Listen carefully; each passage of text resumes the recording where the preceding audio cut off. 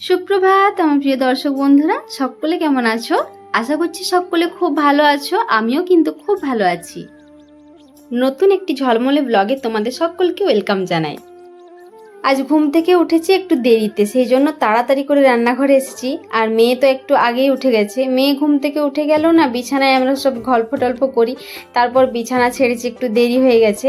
মেয়ের জন্য এদিকে সুজিটা করেছি আর আমার জন্য এদিকে চা বানালাম। মেয়ের জন্য সকালে ছাতু খাওয়াই প্রতিদিন, দুদিন হলো ছাতুটা শেষ হয়ে গেছে, সুজি খাওয়াচ্ছি। আর এদিকে ও ডিউটি যাবে বলে শরবত একটু বানিয়ে দিচ্ছি, শরবত খেয়ে খাবার খাবে, তারপর ডিউটি যাবে। ডিউটি আছে আজকে 8টার সময়। আর যেহেতু মেয়েকে নিয়ে এখন ও খেলছে, আমি এদিকে রান্নাঘরে আছি। আর ঘুম থেকে উঠলেই সব কিছুতেই আগে প্রথমে যেতে হয় রান্নাঘরে। মেয়েদের এটা প্রথমত কাজ, রান্নাঘরে চলে আসা। তো যাই হোক, এদিকে আমি শরবতটা রেডি করে নিয়েছি। ও একটু মেয়ের সাথে খেলছিল বলতে ব্যালকনিতে ঘোরাঘুরি করছিল। তো ও চলে গেছে ডিউটিতে, আমি এদিকে বিছানাটা একটু ভালোভাবে ঝেড়ে নিচ্ছি। আর মেয়ে এদিকে বসেছিল, মেয়েকে জ্বালানায় বসিয়ে রেখেছিলাম, বিছানায় লাফাঝাফা করছিল। তো আমি বললাম তুই উপরটা উঠে বস, আমি বিছানাটাকে গুছিয়ে নিই, তারপর তুই বিছানায় নামবি। জিনিসপত্র যতই গুছিয়ে রাখি না কেন কিছুক্ষণ থাকে, আর তারপর যখন আবার খেলতে নেয় সব কিছু একটা একটা বের করে নেয়, আবার আমি গুছিয়ে রাখি। ছোট বাচ্চা থাকলে বাড়িতে এরকমই হয়, যতই গুছিয়ে রাখি তবুও সে একই রকম হয়ে যায়। তো যাই হোক, একটা একটা তুলে রাখি, আবার একটু পর ঠিক নিজেই খেলনাগুলো নিয়ে খেলবে, তারপর আবার গুছিয়ে রাখি, এরকমই চলতে থাকে। তো এখন যেহেতু মেয়েকে বই পড়াবো, বই পড়ানোর যে বইগুলো রাখি, বই খাতা, ওইগুলো আর কিছু গুছালাম না, ওই রকমই মোটামুটি আছে। কাল রাত্রে মেয়ে গুছিয়ে রেখেছে, আমাকে একদমই রাখতে দেয় না। যখন বই পড়বে তখন ও নিজেই রাখবে, তারপর আমি ও রাখার পরে আমি যখন ও দেখতে পাই না আমি ফাঁকা থাকি, তাক টাক বাগিয়ে রাখি, তখন আমি ভালোভাবে গুছিয়ে রাখি। তো যাই হোক, এখানে তাকটা আমার গোছানো হয়ে গেছে, পর্দাটা টেনে দিলাম। তো মেয়ে এখানে যেহেতু বিছানায় বসে বসে খেলছে, তখন আমি ওকে বললাম যে তুমি তাহলে একবার যাও জেম্মাদের বাড়ি থেকে। তো বললো না আমি এখন যাব না, আমি এখন খেলা করব। তো যখন খেলার ইচ্ছে হয় তখন খেলা করে, আবার যখন যেরকম যায় ওর জেম্মার বাড়ি থেকে যায় আবার চলে আসে। তো মেয়ের চুলটা যেহেতু অনেকটাই হয়েছে, সকালে এক সকাল যদি না একটু বেঁধে রাখি না, পুরো চুল পুরো ঘামে ভিজে যায়। তো বাঁধতে তো দেয় না সহজে, খুব বকাঝকা করলে চুল বাঁধতে দেয়, যদি বলে চুলটা কেটে দেবো বা কিছু ভয় দেখালে তবে যাই কি চুলটা কাটে। তো আজকে যেহেতু তেল দিয়ে মাসাজ করেছিলাম, যখন তেল দিয়ে মাথাটা মাসাজ করে দিও কিন্তু খুব আরাম হয়, মাম্মা খুব আরাম হচ্ছে এটা বলে। তো অনেকক্ষণ বসেও ছিল আজকে। তো যাই হোক, এখানে একটু ভালোভাবে মাথাটা বেঁধে নিচ্ছি। মাথাটা বাঁধার পর কিন্তু ও বেশ খুশি হয়, কিছুক্ষণ পরে ঝুঁটুনগুলো খুলে আবার ঠিক ফেলে দেয়।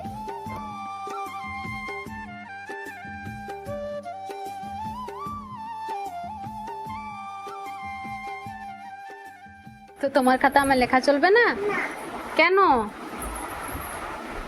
রেখে দাও, এবার স্টাডি টেবিল গুছিয়ে রেখে দাও। হ্যাঁ ছুটি। বইগুলো পায়ে ঠেকছে বেটা।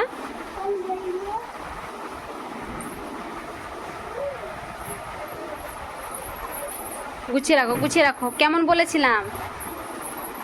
হুম, কি রে?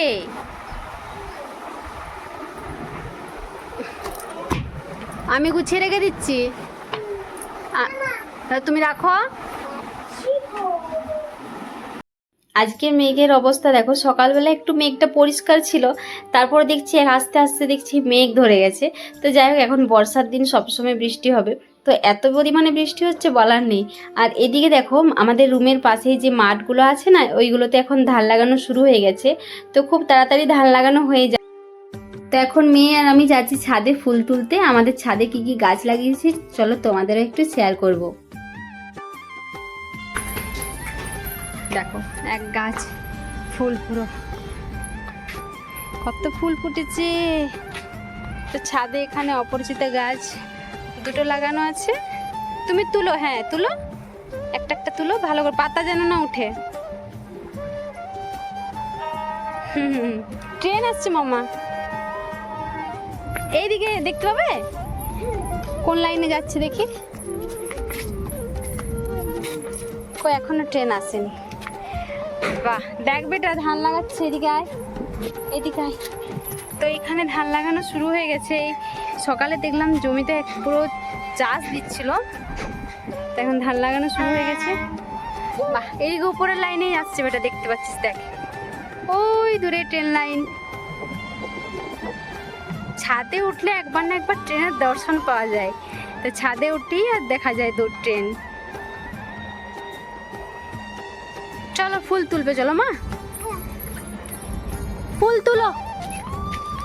আর চলো তোমাদের দেখাই, লঙ্কা গাছ লাগিয়েছিলাম কিন্তু লঙ্কা গাছের অবস্থা খুব খারাপ, সব ফুলগুলো নষ্ট হয়ে গেছে, পোকায় খেয়ে দিয়েছে, সব ফুল নষ্ট হয়ে যাচ্ছে। থাক, এখানেও লঙ্কা গাছ আছে আর এটাতে আছে পুদিনা পাতা, পুদিনা গাছ আছে, আর এখানে গোলাপ গাছ আছে। আর ড্রাগন গাছটা বহুত দিন লাগানো হয়েছে কিন্তু একটু বাড়েনি, এইরকমই ছোট্ট হয়ে আছে। আর এখানে আছে অ্যালোভেরা গাছ আর লঙ্কা গাছও আছে। তুলো, একটা একটা তুলো, আমি তুলে দিই, চলো ছিঁড়ে না যায়। তো আমরা নিচে চলে এসেছি আর এখন মেয়েকে খাবার খাওয়াচ্ছি। আর ও দাদাভাই স্কুল থেকে চলে এসেছে, তো সবাই এখন ব্যালকনিতে যেহেতু খেলা করছে, ওর ওইদিকে যাওয়ার ইচ্ছে আছে। তো যতক্ষণ না খাবারটা খাচ্ছে আমি তো যেতেই দেবো না, তো খাওয়া হয়ে গেলে নিশ্চিন্তে খেলুক, অসুবিধা নেই। তো আর সবাই স্কুল থেকে আসার পর খাওয়া দাওয়া করে না এই উপরে খেলা করতে আসে, কখনো কখনো নিচেও খেলতে যায়, মেয়েও নিচে খেলতে যায়। তো যাই হোক, ওকে একটু খাইয়ে দিলে আমি এরপর রান্নাবান্নার কাজে লাগতে পারবো। তো রান্নাবান্না বলতে আমি এখানে সবজিটা কেটে নিচ্ছি, যে সবজিগুলো ফ্রিজে আছে ফ্রিজের থেকে বের করে নিলাম, কি কি সবজি হবে সব কিছু দেখে শুনে একটা সবজি বানিয়ে নিচ্ছি। মেয়ের জন্য একটা প্রতিদিন আমি ভেজ ডাল বানাই, তো মেয়ের জন্য সবজিটা কেটে নেব।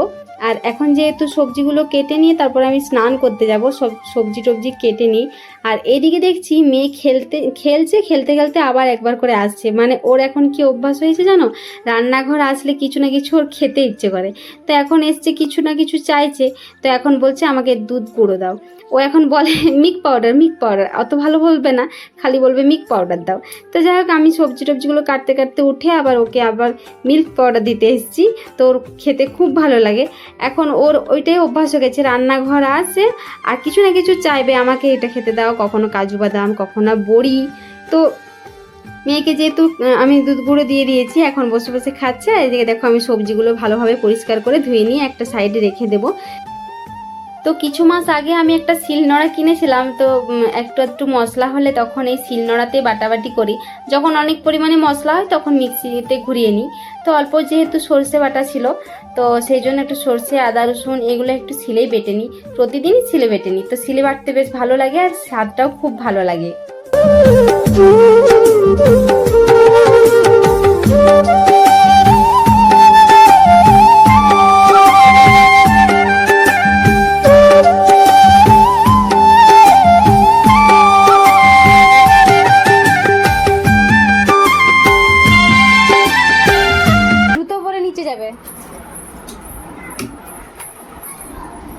ঝরে যাবে না, হ্যাঁ ঝরে যাবে না, ওইখানে আসতে দিতে। মেয়ে যখন নিচে খেলতে গেছে সেই ফাঁকে আমি স্নান টান করে নিয়েছি আর পুজো দিয়ে দিয়েছি। এরপর রান্নাঘরে যাব রান্না বান্না করতে। আমার সবজি ভাত হয়ে গেছে আর এখন হচ্ছে ডিমের কারি করব, তো সেই জন্য ডিম সিদ্ধ করে রেখেছিলাম, সেই ডিম সিদ্ধগুলো একটু ভালোভাবে ছাড়িয়ে নিচ্ছি। আর এদিকে গ্যাস জ্বালিয়ে দিয়েছি, ডিম সিদ্ধগুলো ভেজে রেখে দেবো। আর মেয়ের জন্য একটা ভেবেছিলাম সেদ্ধ করে আলাদা রাখবো। ও বাবা, যখন আমরা খেতে বসি ও বলছে আমাকে কেন ওই রকম ডিমটা দাওনি। তো এর পরের দিন ভাবছি আমরা যখন ডিম খাবো ওর জন্য এরকম করে একটু ডিম আলাদা করে ভাজা ডিম রেখে দেবো, মানে সেদ্ধ ডিমটাকে ভেজে রাখতে হবে, ওর শুধু সেদ্ধ ডিমটা মানে মনে লাগেনি। তো যাই হোক, আজকে দিলাম, বললাম যে তুমি আমারটা খাও আমি তোমারটা নিয়ে নিচ্ছি। তো ওর এখন বেশ নুন ঝাল খেতে ইচ্ছে করে, তো আমরা যখন কোনো জিনিস নুন ঝাল খাই তখন ওর আমার সাথে একটু একটু খাই। তো এখন ওকে ডিম ভাজা দিলে না, আমাদের ডিম ভাজাতে লঙ্কা পেঁয়াজ দিলে যে স্বাদটা লাগে ওর জন্য যদি আমি শুধু নুন পেঁয়াজ দিয়ে চটকে দিই তো সেটা ওর ভালো লাগে না, তো আমাদের ডিম ভাজাটা ওর ভালো লাগে। তো এখন আমাদের সাথে থাকতে থাকতে আমাদের খাবারগুলো খেতে শিখে গেছে। এইদিকে রান্না করতে করতে হঠাৎ দেখি মেয়ে পড়ে গেছে, ওই প্রচুর পড়ে যায়, খেলতে খেলতে না দুমদাম পড়ে যায়। তো এই মাত্র পড়ে গেছে, তো কাঁদছিল বলে তাকে আবার কোলে নিয়ে রান্না করতে লেগেছি। তো এইদিকে দেখো আমার ডিম ভাজতে ভাজতে আমি গ্যাসটা বন্ধ করে দিয়ে গেছি, তো কাঁদছিল ওর আর কি, কান্না করতে করতে ওখানে ইচ্ছে হয়েছে ছোলা ভাজা খাবো। তো আমাকে এখন আঙুল বাইরে দেখাচ্ছে যে আমাকে ছোলা ভাজা দাও, আমি ছোলা ভাজা খাবো, ওইটা খাবো ওটা খাবো, নামটা আর বলতে পারছে না, আমাকে আঙুল দিয়ে দিয়ে দেখাচ্ছে যে ওটা খাবো, কিন্তু আমি বুঝতে পেরেছি ও কি খেতে চাইছে। তো এখন যেহেতু ছোলা ভাজা দিলেই না আবার দেখো ঠিক বাটি নিয়ে চলে যাবে, ও নিজের জায়গায় ঠিক বসে যাবে।